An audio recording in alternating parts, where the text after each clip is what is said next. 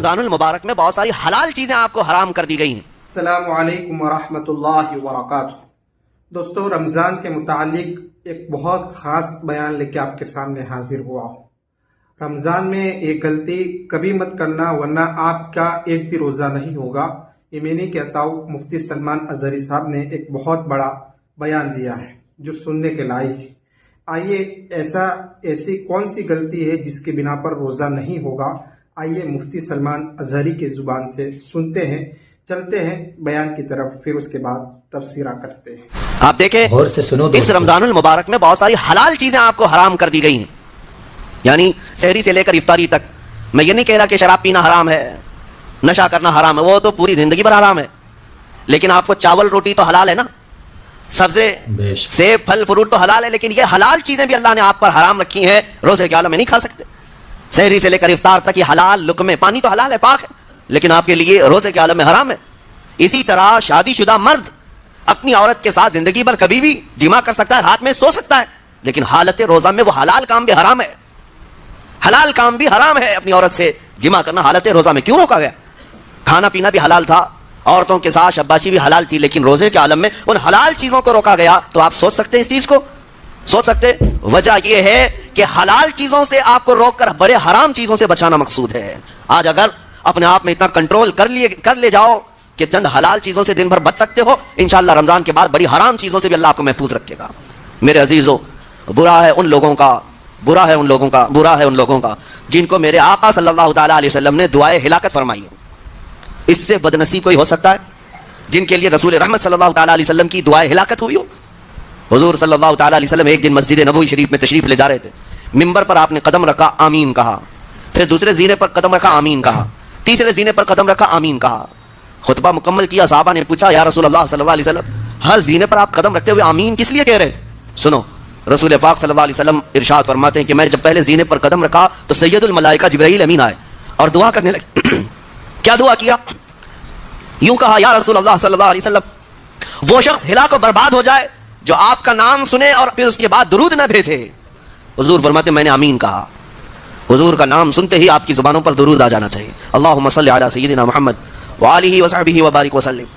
میرے آقا فرماتے ہیں دوسرے زینے پر قدم رکھا تو جبرائیل امین نے یوں کہا، یا رسول اللہ صلی اللہ علیہ وسلم، وہ شخص ہلاک و برباد ہو جائے جو زندگی میں اپنے ماں اور باپ میں سے کسی ایک کے بڑھاپے کو پایا اور ان کی خدمت کر کے جنت نہیں حاصل کر سکا بلکہ ان کو ایسے ہی چھوڑے رکھا، ایسا شخص برباد ہو جائے۔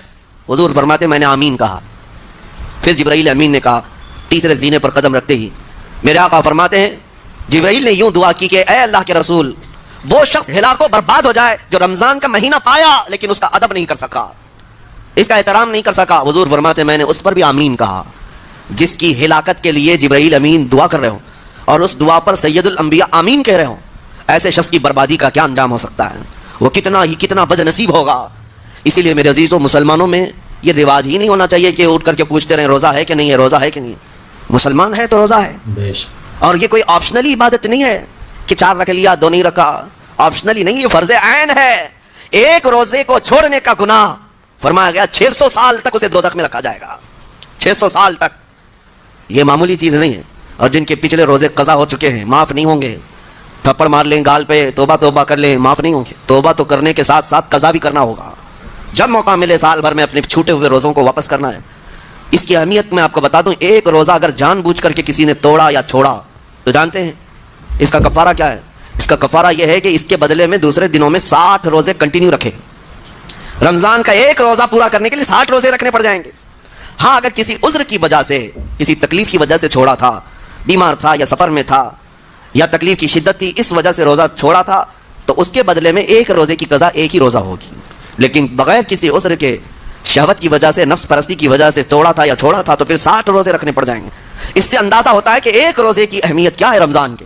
اسی لیے میرے عزیزو، یہ روزے آسان ہیں، روزے آسان ہیں، اس کو رکھ لو، اس کی جزا بہت بڑی ہے، اس کی جزا بہت بڑی ہے۔ ویسے بھی آپ دوسرے دنوں میں لیٹ ناشتہ کرنے کے بھی عادی ہیں، ممبئی والوں کا تو حال یہی ہے، 12 بجے کے بعد 1 بجے 2 بجے تو ان کے ناشتے ہوتے ہیں، دوپہر کا کھانا تو شام 5 بجے ہو رہا ہوتا ہے، بس وہ ناشتہ اسکپ کرنا ہے، دوپہر کے کھانے جو آپ کے ہوتے ہیں اسے اور تھوڑا ایکسٹینڈ کر لیں تو افطاری کا وقت آ جاتا ہے۔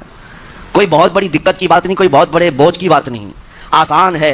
آج الحمدللہ ہمارے 5 سال 6 سال کے بچے روزہ رکھ لیتے ہیں، تو بڑوں کو تو اللہ نے جو طاقت عطا کی ہے، روزہ ہرگز ترک مت کرو، لیکن ساتھ میں آج یہ میسج ضرور دوں گا، نیت یہ کرو کہ مجھے تقویٰ مل جائے، مجھے پرہیزگاری مل جائے، اور یہ آپ کو خود چیک کرنا ہوگا۔ روزانہ رات کو نماز میں کھڑے ہو جاؤ تراویح کے، دیکھو کہ کتنی تبدیلی آ رہی ہے۔ آج میں نے روزہ افطار کیا، میرے اندر بدلاؤ آیا کہ نہیں آیا؟ اور اگر نہیں آ رہا ہے، کوئی تبدیلی نہیں آ رہی ہے، تو اس کا مطلب ہے آپ تقویٰ نہیں حاصل کر رہے، آپ تو روز مرہ کی روٹین پر چل رہے ہو۔ روٹین پر چلنے کا مطلب یہ روزہ نہیں ہے۔ روزہ تقویٰ دے کر جاتا ہے بندے کو، روزہ خوف خدا دے کر جاتا ہے بندے کو۔ اسی لیے میرے عزیزو، آج دیکھیں آپ بہت ساری برائیوں سے رمضان میں بچ جاتے ہیں، تھوڑی اور محنت کی ضرورت ہے۔ ہم نے دیکھا ہے بہت سارے گھروں میں، باقی عیاش گھروں کی مجھے کوئی وہ نہیں ہے، ان سے کوئی لینا دینا نہیں، لیکن نارمل مسلمانوں کے گھروں میں بھی ہوتا یہ ہے، عورتیں بچوں کو تلقین کرنا شروع کر دیتی ہیں، گانے بند کرو، ٹی وی بند رکھو، بہت ساری چیزیں بند رکھو کہ رمضان آیا ہوا ہے۔ اور رمضان میں اگر ٹی وی لگا بھی لیا تو کچھ اسلامک چیزیں دیکھنے لگ گئے۔ ماحول تم نے خود ہی بدلا ہے اپنے گھر میں، کچھ چیزوں کو آپ نے بدلا ہے اور کچھ چیزوں کا ادب آپ نے کرنا شروع کیا ہے۔ اسی کو اور تھوڑی سی محنت کے ساتھ بڑھا لیا جائے، قسم رب ذوالجلال کی ہر برائی رمضان میں ہی آپ سے ختم ہو جائے گی۔ جس کی کوئی چیز چھوٹنے چھوڑنے پر نہیں چھوٹتی ہے، وہ رمضان میں کر کے دیکھ لے، اللہ کی بارگاہ میں یاد کرے کہ مولا دن بھر میں تیری رضا کے لیے بچ رہا ہوں، مجھے میری باقی زندگی میں ان گناہوں سے بچا لے۔ وہ رحمان ہے، جب وہ تمہیں اس کے بدلے میں جنت دیتا ہے تو یہاں برائیاں کیوں نہیں چھڑواتا؟ یقیناً وہ برائیوں کو تم سے دور کرے گا۔ انہیں صرف رمضان المبارک کے ایک مہینے میں تقویٰ حاصل ہو سکتا ہے، پرہیزگاری مل سکتی ہے۔ یہ شہر طاعات ہے، شہر عبادات ہے، شہر کا مطلب مہینہ ہے عربی میں۔ اور دیکھیں کتنی سہولیات تمہارے لیے رکھی گئی ہیں کہ شیطان کے وسوسوں سے محفوظ رکھا گیا، کہ تمہیں مہینہ بھر شیطان اور اس کی ذریت سے، اس کے حملوں سے بچا کر رب تبارک و تعالیٰ نے اس مہینے میں رکھا ہے۔ تو اب میرے عزیزو، تھوڑی سی محنت کی ضرورت ہوتی ہے تاکہ ہمارا دل پاک ہو جائے، تھوڑی سی اور محنت اس میں کر لی جائے تو انسان کا باطن پاک ہو جائے۔ تقویٰ کیا چیز ہے اور اس کا حاصل کرنا کیوں ضروری ہے، میں آپ کو بتاؤں۔ تقویٰ کا مطلب سب سے اہم چیز یہ ہے، اللہ کا خوف، یہ بنیادی چیز ہے، یہ بنیادی چیز ہے، اور یہ اگر بنیاد ہے تو ہر عمل میں آپ کے تقویٰ حاصل ہو جائے گا۔ نماز کیوں پڑھتے ہو؟ نماز ایک ڈیوٹی سمجھ کر کے پڑھتا ہے تو کوئی مسئلہ ہی نہیں اس کا، یعنی وہ ڈیوٹی ادا کر رہا ہے، لیکن نماز میں اگر خوف خدا ہے، اللہ کے ڈر سے پڑھتا ہے، یہی تقویٰ ہے۔ روزہ کیوں رکھ رہا ہے؟ سب محلے میں رکھ رہے تھے، ہم نے بھی رکھ لیا۔ روزہ اس لیے رکھ رہا ہوں کہ لوگ برا نہ سمجھیں یا اسلام کا ایک حصہ ہے، اتنی ہی نیت تھی تو پھر اس نے روزے سے کچھ حاصل نہیں کیا، لیکن اسی روزے کو اللہ کے خوف سے رکھا، یہی تقویٰ ہے۔ تو خوف خدا، اللہ کا خوف آ جانا ہر عمل میں، یہی تقویٰ ہے۔ اور اگر یہ چیز نہیں ہے تو انسان بہت بڑے بڑے گناہ بھی کر جاتا ہے، اسے ڈر نہیں لگتا۔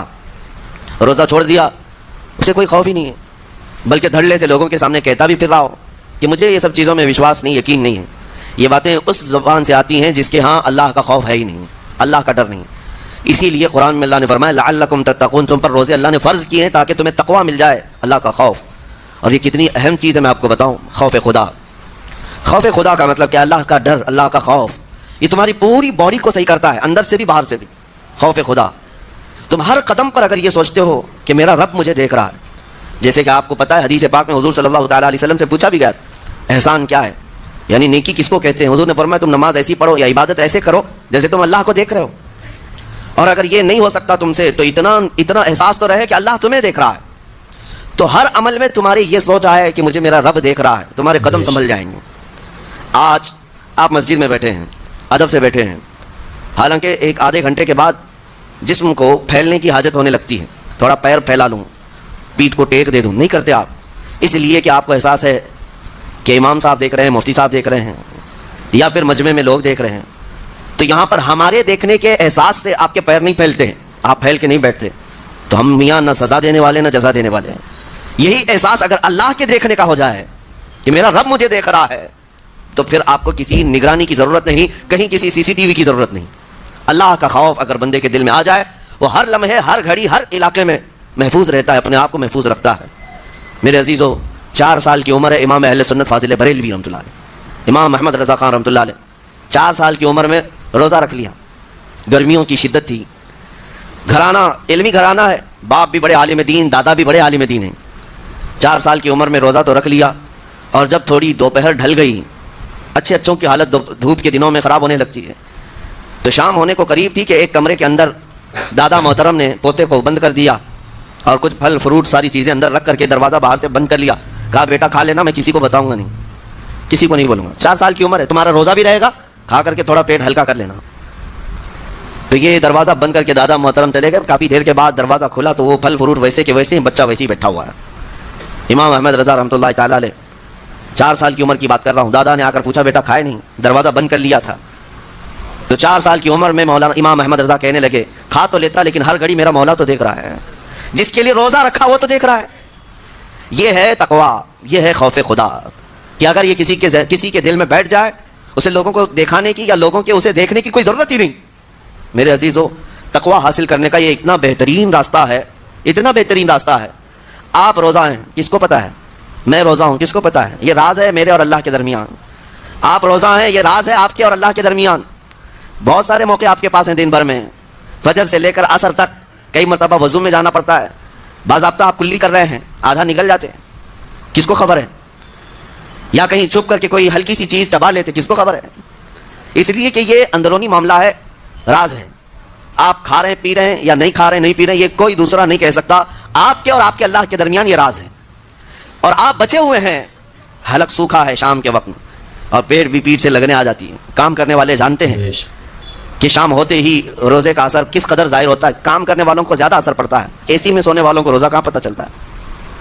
لیکن اس وقت بھی وہ نہ پانی کا ایک قطرہ حلق میں ڈالنا چاہتا ہے, نہ کوئی چیز چھپ کر کے چبانا چاہتا ہے. مجھے بتاؤ میرے عزیزو, کیوں اپنے آپ پر یہ تکلیف اور اپنے آپ پر یہ زیادتی کر رہے ہو؟ آپ کو اندازہ ہوتا ہے یہ میں زیادتی نہیں کر رہا, نہ یہ اپنے آپ کو تکلیف میں ڈال رہا ہوں, یہ میرے رب کی رضا ہے, میں اسی پر قائم ہوں. اسی لیے فرمایا گیا کہ جب افطاری کا دسترخوان بچھتا ہے اور پہلے ہی آ کر کے لوگ بیٹھتے ہیں, اور یہ سنت بھی ہے, ایسے نہیں کہ بھاگتے بھاگتے آپ آئے, وقت ہوا کھجور لی اور کھا گئے.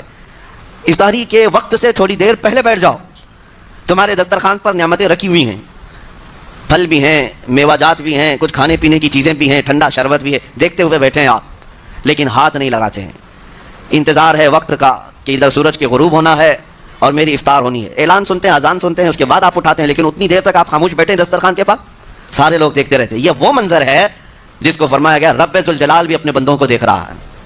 رب تبارک و تعالیٰ بھی دیکھ رہا ہے اپنے بندوں کو, اور سارے فرشتوں کو بلا کر میرا مولا اعلان فرماتا ہے یہ میرے بندے ہیں, دیکھو یہ شام کا وقت ہے, ان کے حلق سوکھ چکے ہیں, ان کے پیٹ میں بھوک کی شدت ہے اور ان کے سامنے اچھی نعمتیں پڑی ہوئی ہیں. اے فرشتوں دیکھو, میرے ان بندوں میں سے کوئی بھی ان نعمتوں کو ہاتھ نہیں لگاتا, یہ صرف اور صرف میرے لیے بھوکے اور پیاسے ہیں. اور فرشتوں سے اللہ فرماتا ہے تم گواہ ہو جاؤ ان کی. تو آپ نے سنا مفتی سلمان اظہری صاحب کو کہ رمضان کے مہینے میں ایسی کون سی غلطی ہے جس کی بنا پر روزہ نہیں ہوتا, وہ یہ ہے کہ کسی کی غیبت کرنا. غیبت کرنا اتنا بڑا گناہ ہے کہ گویا اپنے مردار بھائی کا گوشت کھانا. غیبت, اللہ کے نبی صلی اللہ علیہ وسلم نے غیبت کرنے والوں پر بہت ہی سخت وعیدیں فرمائی ہیں. اور غیبت کرنے سے اکثر علماء کہتے ہیں کہ روزہ ٹوٹ جاتا ہے, اکثر کہتے ہیں کہ روزہ ٹوٹتا نہیں ہے, لیکن روزے کا جو ثواب ہے وہ ثواب بالکل ملتا نہیں ہے. اس لیے غیبت ہے, بد نظری ہے, اور اسی طرح بہت سارے گناہ ہیں, کانوں کا, ہاتھوں کا, گانا سننا وغیرہ, ان سب سے بچنا چاہیے. دوستو اس ویڈیو کے تعلق سے آپ کی کیا رائے ہے کمنٹ باکس میں ضرور لکھیں. ویڈیو کو زیادہ سے زیادہ شیئر کریں, لائک کریں, سبسکرائب ضرور کریں. ملتے ہیں نیکسٹ ویڈیو میں, تب تک کے لیے السلام علیکم.